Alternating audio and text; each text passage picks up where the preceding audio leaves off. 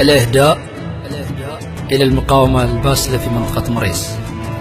تاريخنا يشهد على مر الأجيال وامجادنا أساس الرجال الأصيلة.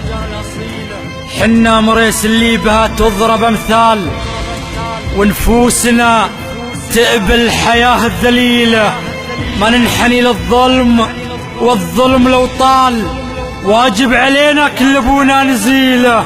ما نقبل الحوثي بنهجه والافعال، ولا نقبل افكاره بأية وسيله. اما حياة العز او موت الابطال لاجل الوطن نقدم قبيله قبيله، نقدم على شانه فصائل وارتال. مهما تكون العاقبة والحصيلة، فينا رجال تعشق الموت بجلال. لو مات فينا شخص ندفع بديله، فينا عزم ورجالنا كبار واطفال، وشلنا الحمولة والحمولة ثقيلة. من جدنا الاول الى الحين ما زال بقلوبنا وسط الحنايا نشيله.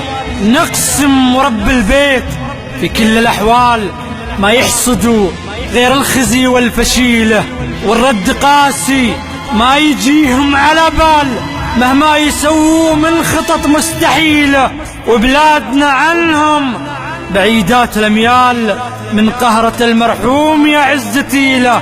والمملكة لأرض اليمن درع وظلال مثل الحصون الشامخات الظليلة. والمملكة لأرض اليمن درع وظلال مثل الحصون الشامخات الظليلة.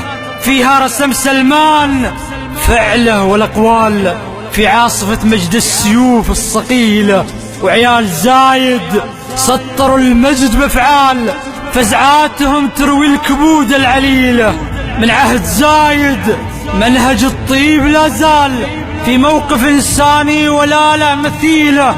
والفخر في البحرين ورجالها رجال، وقفاتهم للحق ما هي بخيلة.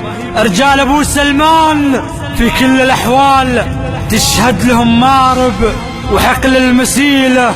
شموخنا ثابت وللأرض ما مال، لو مالت دروب الزمان الثقيلة.